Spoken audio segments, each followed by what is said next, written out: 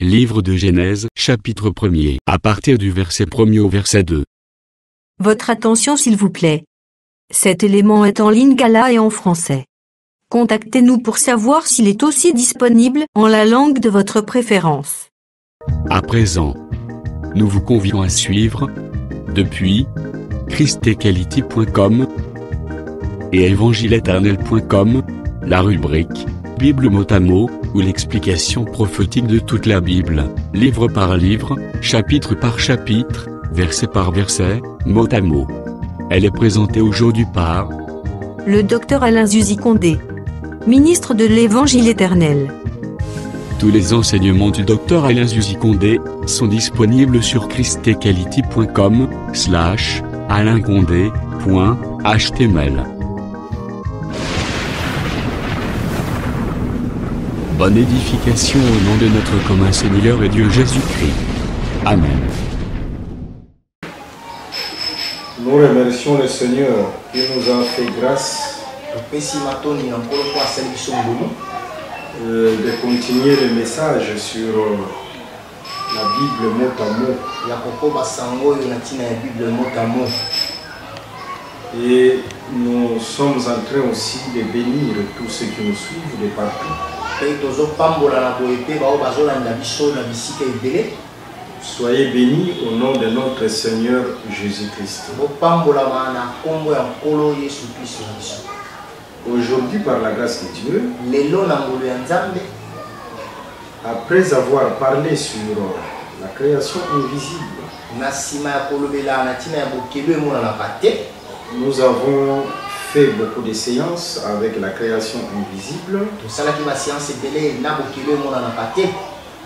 Et aujourd'hui, nous allons entrer directement, prendre directement l'écriture de Genèse chapitre 1, le verset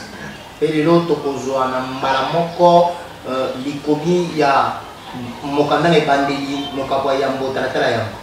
Avant qu'on puisse nous lire cette écriture, nous allons d'abord louer le Seigneur par un cantique. Jésus-Christ nous fasse grâce dans cette marche.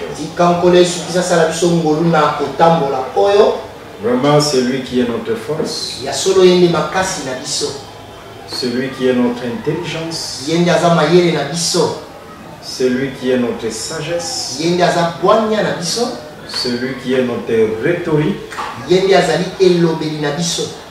sans lui, nous ne pouvons rien faire. Ok. Comme nous vous avons promis,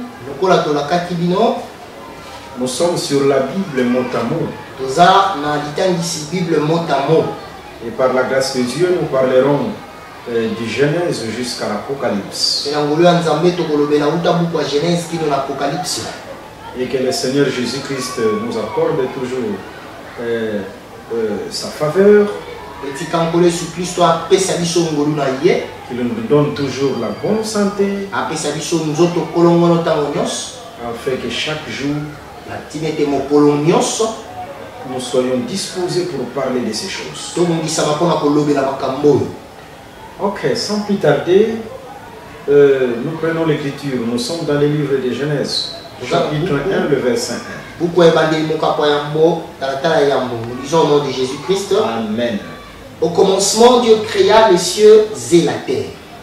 Je continue. Okay. La terre était informe et vide. Ok, je pense que c'est ça le premier verset. Oui. Au commencement, Dieu créa les cieux et la terre. Si vous prenez la traduction Thompson, là il est écrit: au commencement, Dieu créa le ciel et la terre. Ce qui aujourd'hui, traduction Thompson, et aujourd'hui nous allons parler sur cette écriture. Et nous allons comprendre que dans les Saintes Écritures ou dans le livre de la vérité, il y a plusieurs commencements.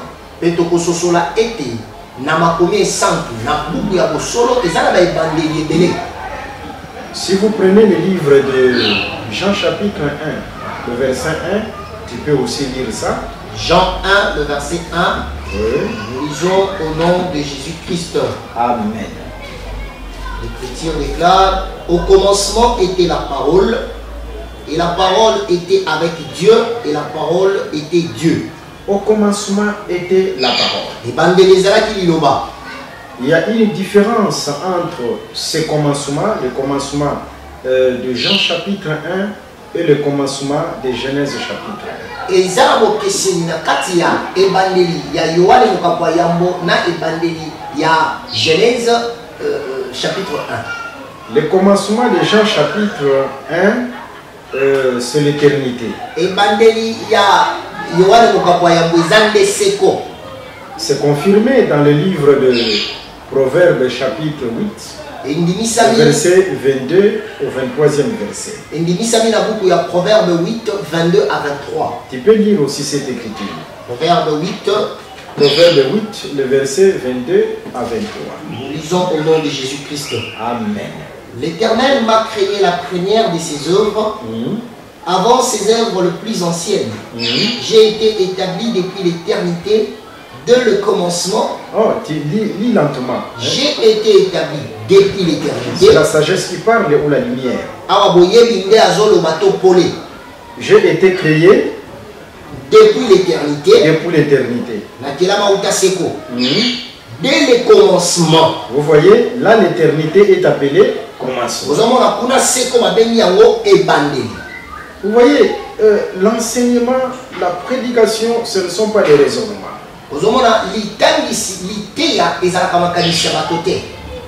Mais enseigner, c'est se faire danser les Écritures.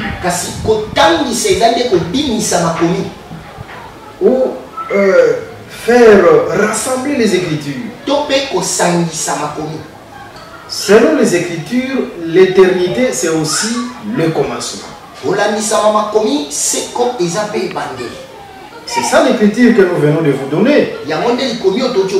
Dans Proverbe chapitre 8, le verset 22 au 23e verset. Proverbe 8, 22 à 23. Alors, quand Jean 1 parle du commencement, au commencement était la parole. C'est-à-dire là nous sommes à l'éternité. C'est-à-dire à l'éternité, Dieu était d'abord parole. Pour ceux qui sont branchés avec nous, je pense qu'ils ont la facilité de comprendre. Parce que les enseignements que nous avons donnés la fois passée, parmi les enseignements, nous avons parlé du premier corps de Dieu à l'éternité. Là, on parlait de l'origine de Dieu, bien sûr. Et là, à l'éternité, Dieu était d'abord parole. C'est ça, au commencement était la parole. C'est à l'éternité. Par contre, le commencement de Genèse chapitre 1, le verset 1, ça, c'est la création visible. C'est-à-dire la création des 6 jours. C'est ça ce commencement-là. Dieu créa le ciel et la terre. Vous voyez? Bon, je confirme ça par une écriture.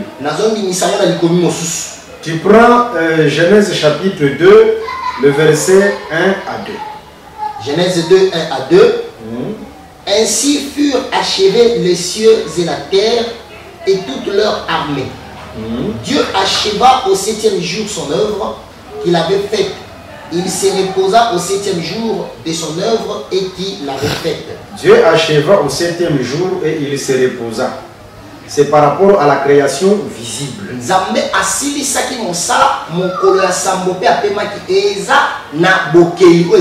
Et Dieu a fait les cieux et la terre. Bon, nous précisons la création de la terre par rapport à la création visible.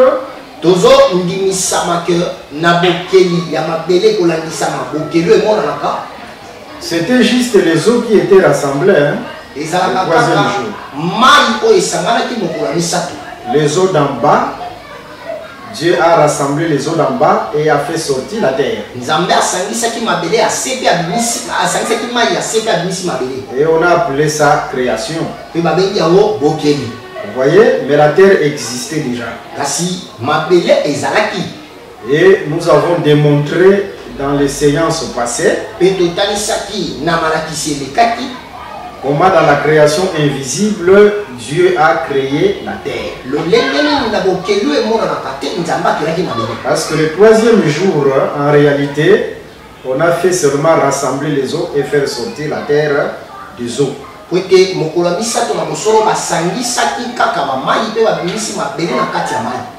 Et c'est ça au juste le commencement de Genèse chapitre 1, se lier à la création visible.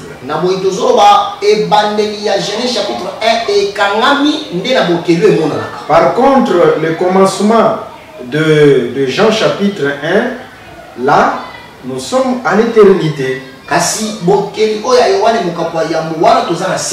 Bon, nous avons d'abord voulu préciser les choses. Hein.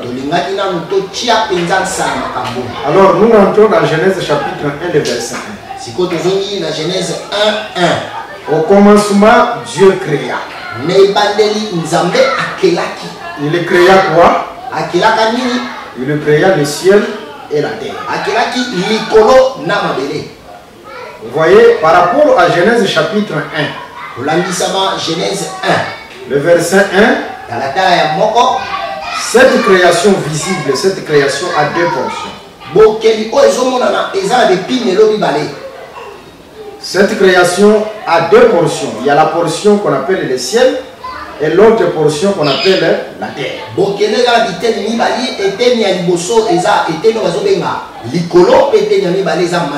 Mais tout ça, c'est prophétique. La création a deux portions. Dieu créa, c'est le verbe. Mais le nom, c'est la création. Alors, cette création a deux portions.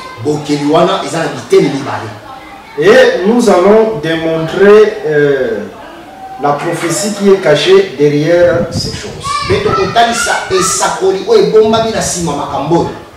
Parce que ce soit la création invisible ou la création visible, c'est Dieu qui parlait, mais en bégayant.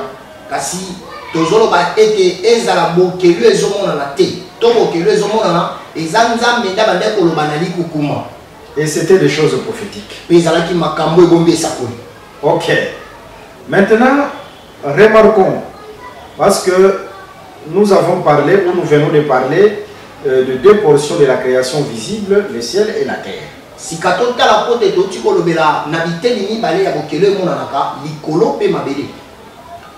Parcourant les Écritures, nous allons comprendre, si nous prenons premièrement Apocalypse chapitre 6, le verset 14, nous allons comprendre dans le livre de la vérité, selon les Saintes Écritures, le ciel est appelé livre.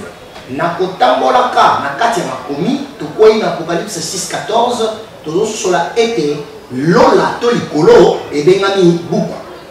mais ce n'est pas seulement le ciel qui est appelé livre dans les Saintes Écritures.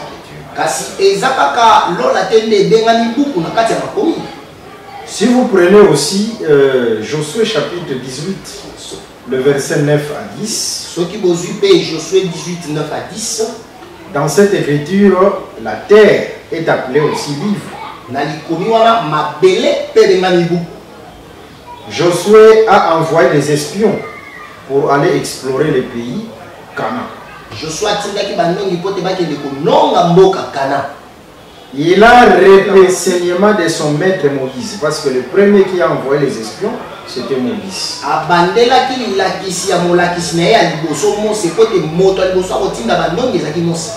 En d'autres termes, un vrai disciple doit garder l'enseignement de son maître.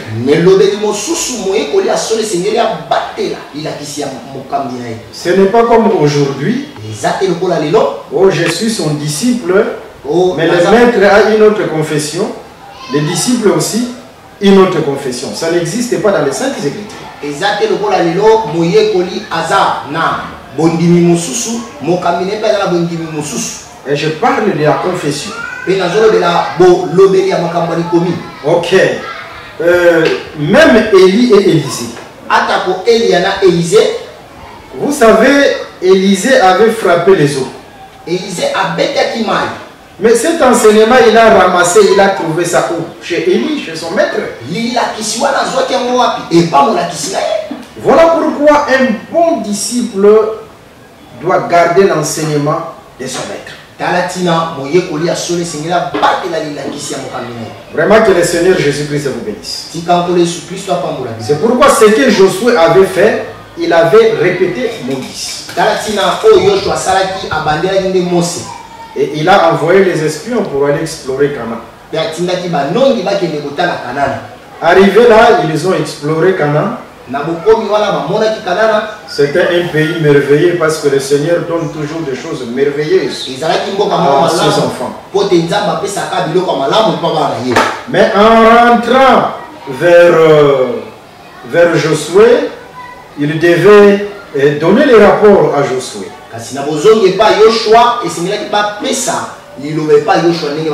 Et ils ont pris ces pays-là de Canaan ou cette terre-là de Canaan, ils l'ont mis dans un livre.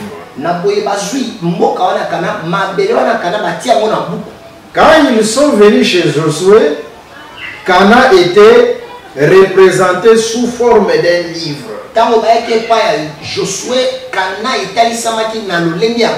Ils ne sont pas venus avec tous les Canaan comme ça, ils ont porté tous les Canaan, hein, la terre de Canaan. Non, Canaan était représenté sous forme d'un livre.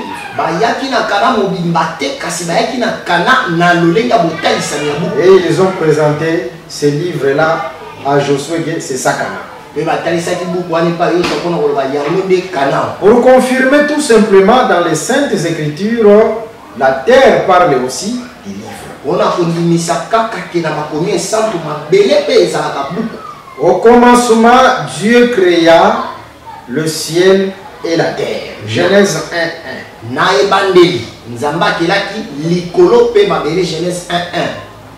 Le ciel, c'est un livre. La terre, c'est un livre. À part là, nous comprenons, la création, c'est un grand livre. Ah, pour dire que quand Dieu créait, il était en train d'ouvrir un livre.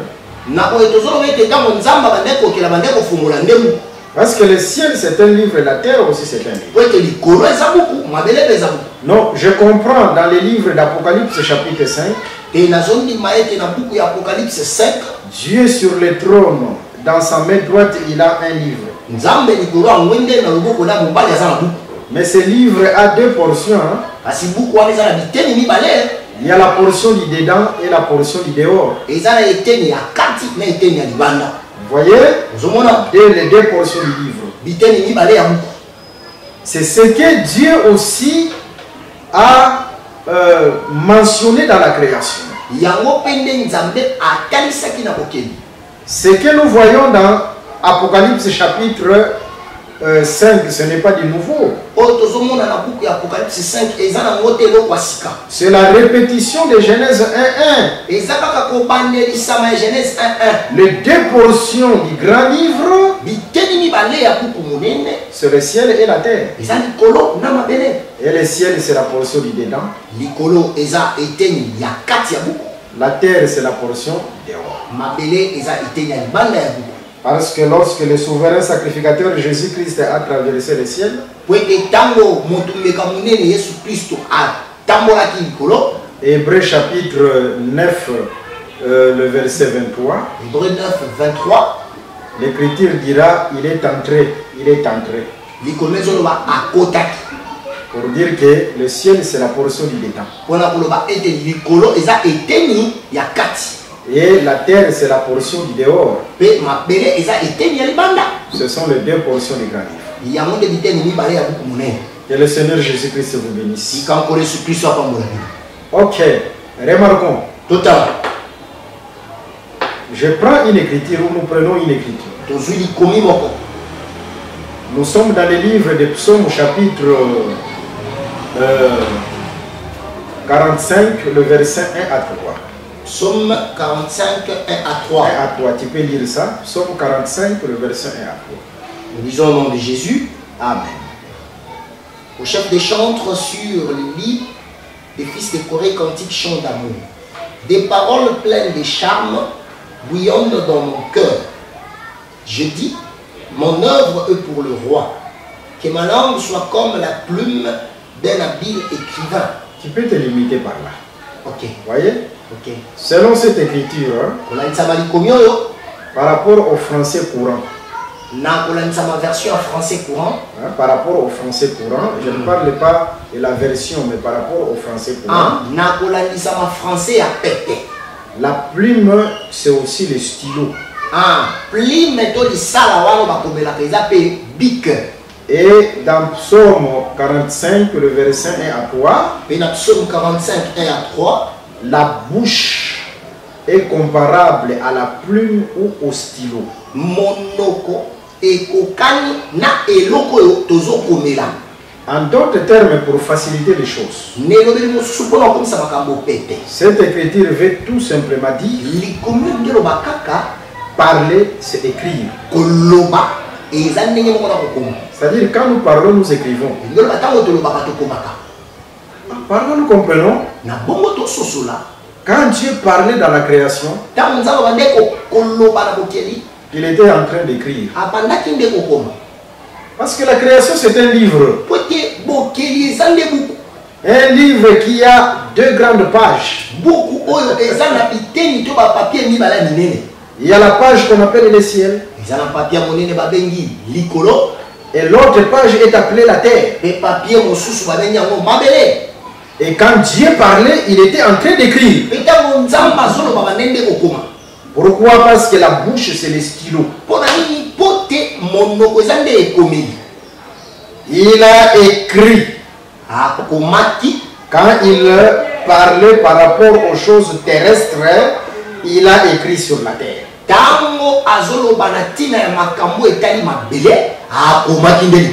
C'est ça le livre écrit en dehors. La partie du dehors, c'est la terre. Quand il avait créé les choses célestes, c'est ça, écrire en dedans.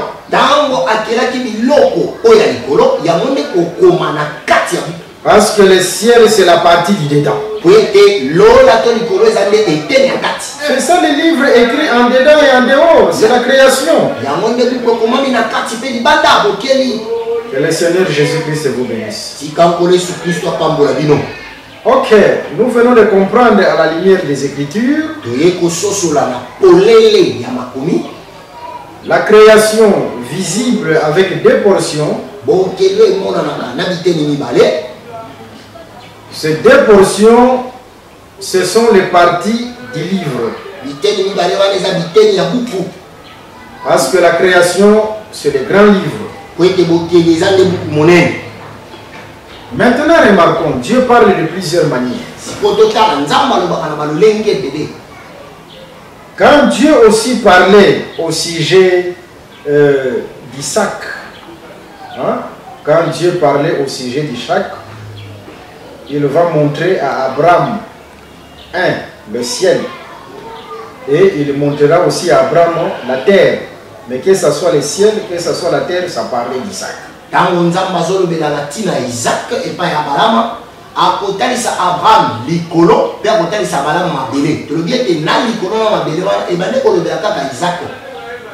là, nous comprenons, Isaac aussi avait 2 portions. Par là, nous comprenons, Isaac, c'était aussi un grand livre. Parce qu'en lui, nous avons aussi 2 portions, le ciel et la terre. Et nous disons, ce n'est pas un hasard si Isaac était remplacé par le bélier.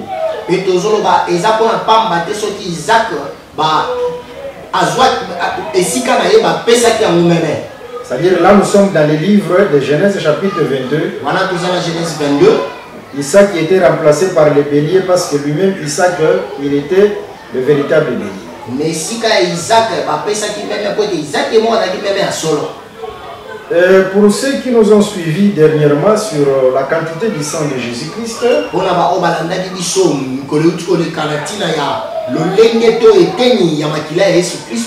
dans le livre de Nombre chapitre 29, verset 1 à 10, Nombre 29, 1 à 10, on nous parle de l'équivalence des animaux. Les taureaux,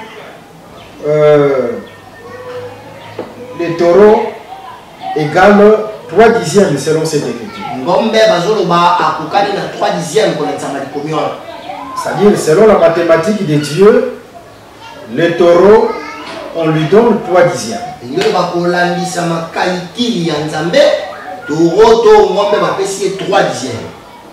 C'est pourquoi nous avons dit, même si vous avez mangé soit les taureaux, on a préparé les taureaux à la maison, on a préparé la viande du bœuf à la maison, tu peux dire non, aujourd'hui nous avons mangé les 3/10.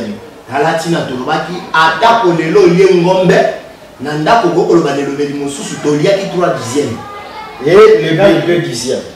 Même les années 2/10. L'agneau 1/10. Et moi, on pâté 1/10. Ce qui nous intéresse maintenant, c'est le bélier parce que Isaac était comparable au bélier.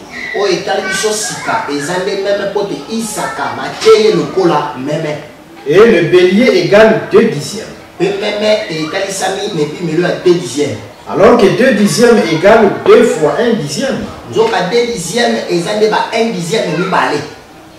C'est-à-dire, dans 2/10, il y a 2 portions. Vous voyez? C'est pourquoi Isaac, comme le véritable bélier, en lui, il y avait 2 portions. Il y avait le ciel et il y avait la terre.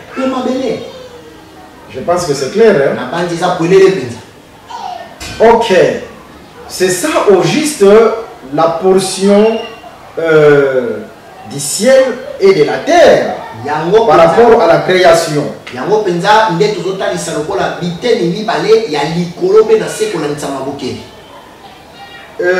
Je prends une autre écriture dans le livre des Cantiques des Cantiques. Cantiques des Cantiques, chapitre 1 et chapitre 4, le verset 1 à 2. Tu peux lire ça. Cantique des Cantiques 4, 1 à 2. Ok. Que tu es belle, mon ami, que tu es belle. Tes yeux sont de colombe derrière ton voile.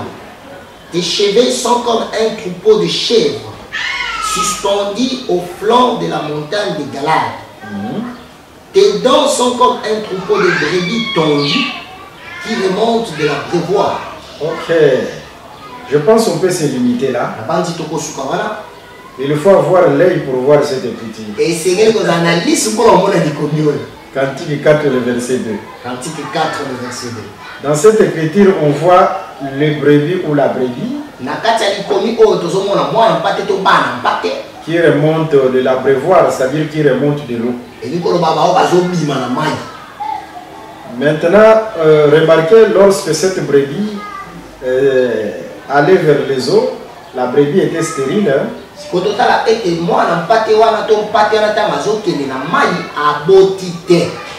Mais en remontant de la prévoire, en remontant des eaux, la brebis remonte avec le jumeau.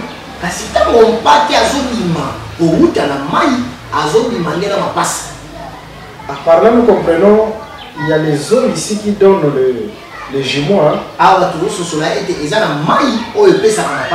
Ces eaux ont donné les jumeaux à la brebis. Et la brebis, lorsqu'elle se dirigeait vers l'eau, la brebis avait les poils, mais en remontant, on verra que la brebis était tondue. L'ancien habit était parti.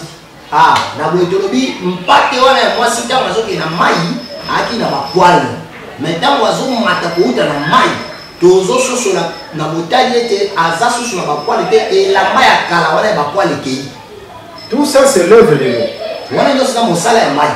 Ah, nous prenons directement une écriture. Nous sommes dans le livre de Psaume chapitre 22, le verset 15. Tu peux dire ça? Psaume 22, le verset 15. Ok, Psaume 22, le verset 15. Nous disons rapidement. Je suis comme de l'eau qui s'écoule. Ok, là c'est David qui parle. Hein? C'est un homme. Mais il se compare à l'eau. En parlant, nous comprenons. Dans les Écritures, un homme aussi, l'eau peut devenir aussi un homme. Mais David ne parlait pas de lui. Hein? Étant prophète, il parlait du Christ. Je suis comme de l'eau qui s'écoule. Non, là c'est merveilleux. Maintenant, la brebis se dirige vers l'eau.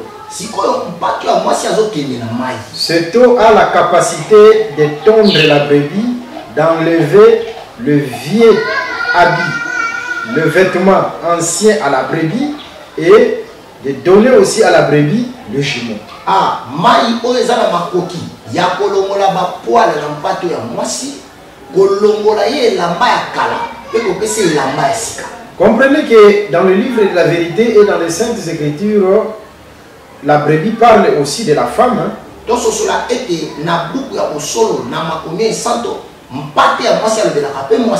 Là, nous sommes dans le livre de 2 Samuel chapitre 12. Souvenez-vous de la femme d'Iri.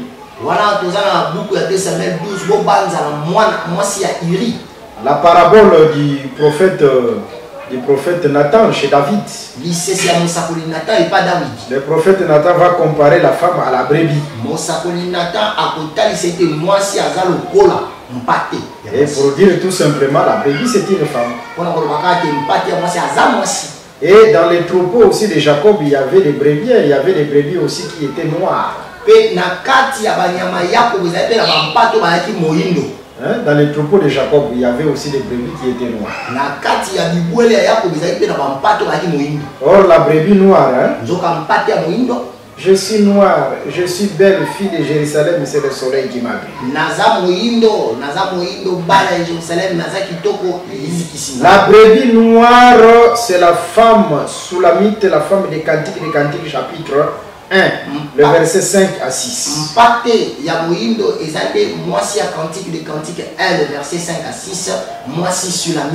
La brebis brûlée ou la femme brûlée par le soleil. C'est pourquoi je suis noir. Pour dire la brebis dans les troupeaux de Jacob, c'est la Sulamite. Le véritable Jacob, c'est le Seigneur Jésus. Et sa brebis, c'est l'Église. Qui reflète l'enseignement du Christ. Que le Seigneur Jésus-Christ vous bénisse. Remarquons, nous avons voulu tout simplement préciser que dans les Écritures, la brebis parle aussi de la femme.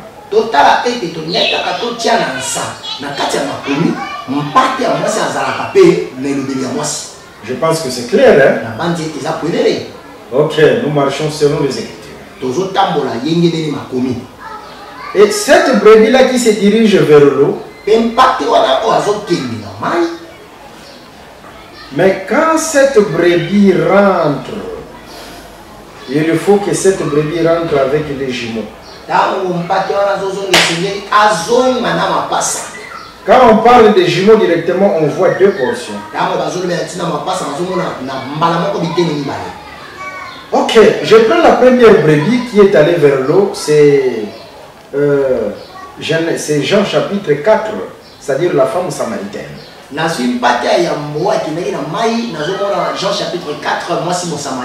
Lorsqu'elle s'est dirigée vers les puits, vers l'eau, cette brebis qui est la femme samaritaine avait beaucoup de poils. Hein? Elle avait un habit ancien. Une histoire ancienne. Mais quand il s'est dirigé vers l'eau, elle va rencontrer l'eau dont a parlé David. Je suis comme de l'eau qui se coule. C'était le Seigneur Jésus-Christ. Et en rentrant, la femme n'était plus la même. Hein? En d'autres termes, cette eau a le pouvoir de tondre la brebis, d'enlever l'ancien habit et de lui donner un nouveau habit, un nouveau vêtement.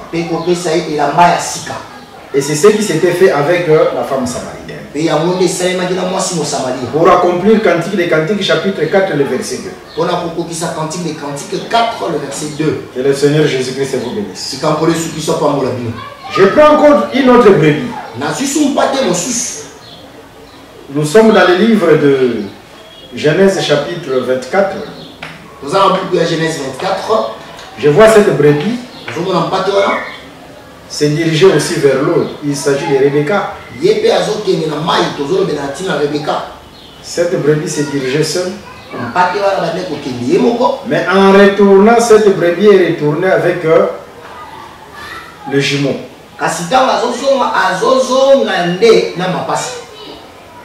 Tu peux me poser la question. C'est vrai que Rebecca est rentrée avec les jumeaux. Nous te répondons bien sûr que oui. Il est rentré avec Isaac. Isaac était un jumeau. Quelqu'un aussi qui me pose la question. C'est vrai, Isaac était un jumeau. Nous disons oui. Parce qu'en Isaac, il y avait deux portions. Il y avait la portion du ciel. Et il y avait la portion de la terre. C'est ça Isaac.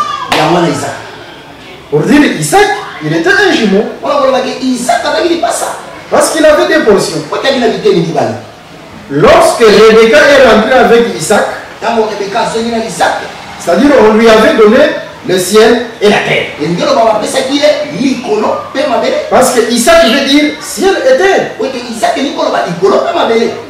Oh, que le Seigneur Jésus-Christ vous bénisse. Il avait deux portions. Mais regardons le véritable Isaac. Avec deux portions. Prenez Galates chapitre 3, le verset 16. Tu prends Galates chapitre 3, le verset 16. Avec cette écriture, nous allons terminer là.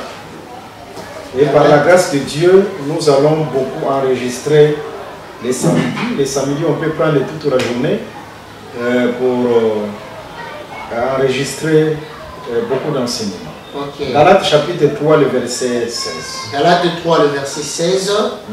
Or, les promesses ont été faites à Abraham et à sa postérité.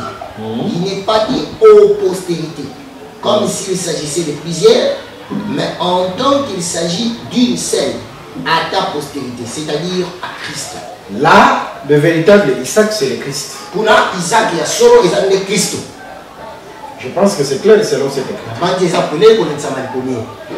Mais si vous prenez Galates chapitre 4, le verset 28. Galates chapitre 4, le verset 28. Nous lisons, pour vous frères, comme Isaac, vous êtes enfants de la promesse. Ah, parce que nous aussi nous sommes le corps du Christ. Hein? C'est pourquoi là aussi nous sommes appelés aussi Isaac. Je pense que les samedis, si Dieu le veut, on peut commencer par là pour nous parler de Genèse chapitre 21. Hein? Genèse chapitre 21, comment Ismaël, comme le bouc Azazel, était lâché dans le désert.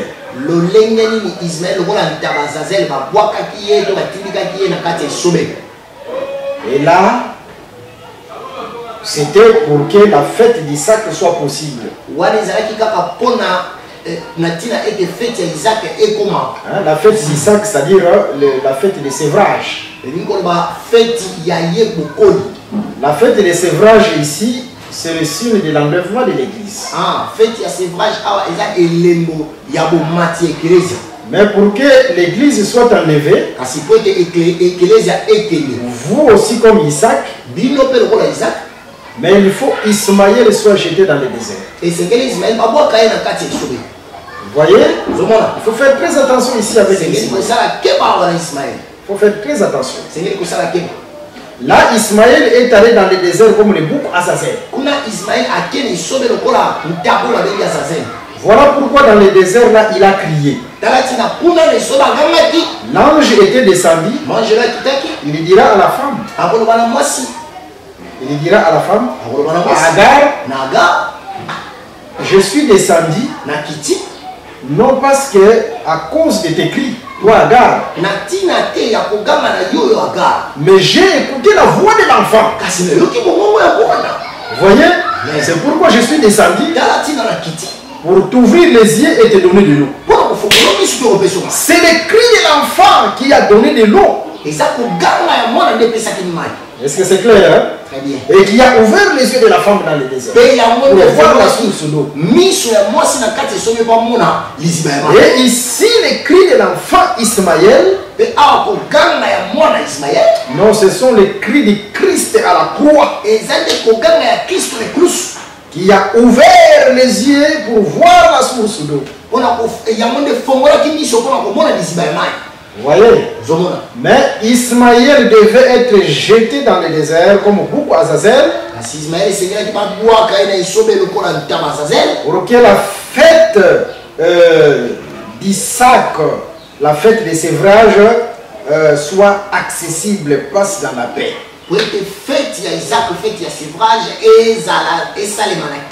C'est-à-dire pour que l'enlèvement de l'église se passe, il faut d'abord que Jésus-Christ soit jeté à la croix.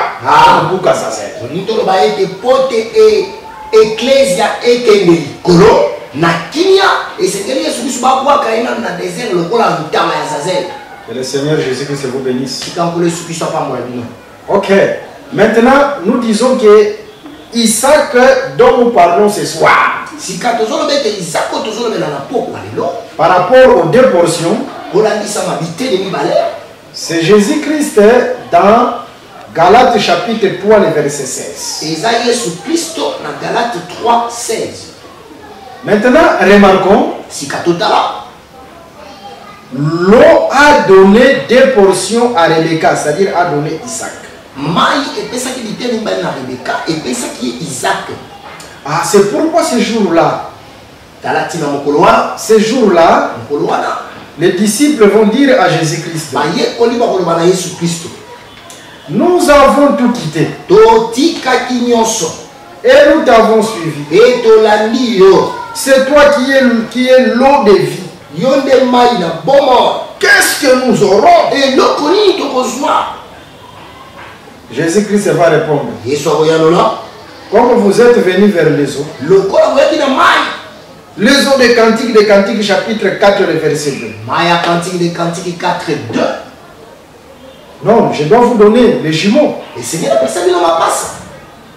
Raison pour laquelle, dans ce siècle, c'est ça la terre, vous aurez au centime. C'est-à-dire, je vous donne déjà la terre. Mais dans le siècle à venir, c'est le ciel et l'éternité. Vous aurez la vie éternelle. Jésus a donné des portions. Je pense que là c'est clair. Hein? Et les disciples, c'était les brebis qui sont allés vers les eaux. Et le Seigneur Jésus-Christ vous bénisse. Avec les eaux de l'enseignement de Christ, nous avons la vie éternelle. Mais pas seulement la vie éternelle. Oh, il doit nous donner aussi la terre, n'est-ce pas? Un secours qui ne manque jamais autant de la terre. Ok, aujourd'hui on peut se limiter par là. Nous bénissons tout le monde qui est branché sur ces enseignements. Il y a beaucoup de surprises qui nous attendent. Parce que dans cette création, nous allons parler aussi des trompettes. Comment la terre est sortie des eaux. Le troisième jour de la création visible. Il y a aussi les trompettes là. Les 70 semaines de Daniel. Les 70 semaines de Daniel. Et nous allons donner aussi la ligne prophétique par rapport au jour de la création. Tous ceux qui veulent nous écrire, poser des questions, je donne seulement un seul numéro, le numéro de WhatsApp. Plus 243 81 28 55 419. Plus 240. Merci d'avoir suivi ce message et que Jésus-Christ vous bénisse. Si vous avez une question à l'intention de l'homme de Dieu, si vous voulez que l'homme de Dieu prie pour vous, si vous voulez vous confier à l'homme de Dieu, ou si vous voulez tout simplement bénir l'homme de Dieu, contactez-le directement si ses coordonnées sont disponibles depuis sa page. Sinon, contactez-nous et nous lui transmettrons vos préoccupations. N'oubliez pas de faire un tour à notre page évangélisation pour voir en quoi vous pouvez vous rendre utile à Christ par cette œuvre. Que Dieu vous bénisse tous. Amen. ChristQuality.com. Les cieux en un clic de la souris. Évangile-éternel.com. Le site de l'évangile éternel. Christ et Quality Fondation, équilibrer la manne ramassée dans le désert de sorte que chacun ait un numère.